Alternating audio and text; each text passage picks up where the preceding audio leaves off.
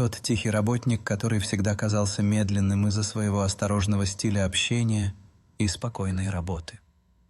В то время как другие спешили за признанием, он сосредоточился на последовательности. Несколько месяцев спустя, когда возникла критическая проблема, только он знал, как все работает. Те же люди, которые его игнорировали, теперь ждали его ответов. Он не напоминал им о прошлом. Он просто решил проблему и вернулся к работе. Рабочие группы в офисе напряженные и сбитые с толку собираются вокруг тихого работника, ожидая его указаний. Он спокойно объясняет решение проблемы на доске, а его коллеги внимательно слушают. На его лице уверенность и сосредоточенность, когда он обсуждает детали решения с коллегами. Вид сверху на офис показывает, как его коллеги проявляют уважение и вовлекаются в обсуждение. Тихий работник возвращается к своему столу с удовлетворением на лице, продолжая работать, в то время как его коллеги активно сотрудничают.